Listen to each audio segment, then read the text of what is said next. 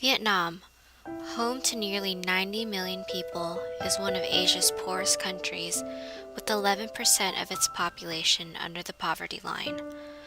Most of the poor are farmers, at 80% in 1998, working in agriculture. They live in rural, isolated, mountainous, or disaster-prone areas.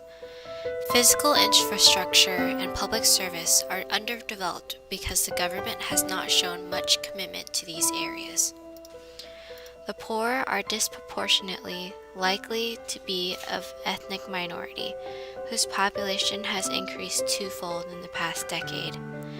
Women and children are particularly vulnerable to poverty because the number of dependents is relatively high compared with the available labor force.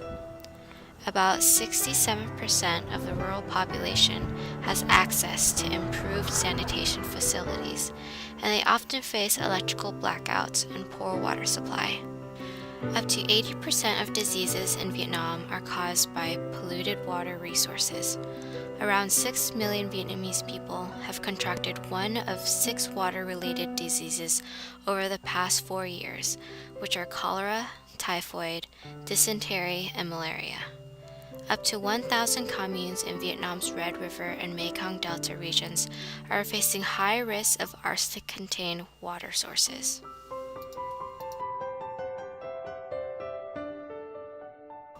In rural areas, average income per capita is about $150 a year.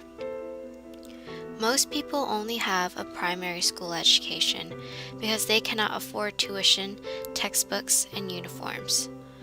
Hunger and poverty in Vietnam existed for a significant amount of time. It wasn't until the 1980s that the Vietnamese government commit to improving the status of their poorest.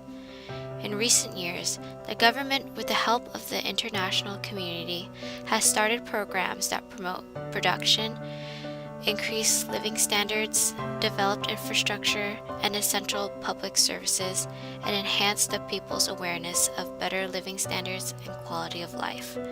However, as the economy slowed down in 2008, only time can tell how these programs can help end poverty in Vietnam.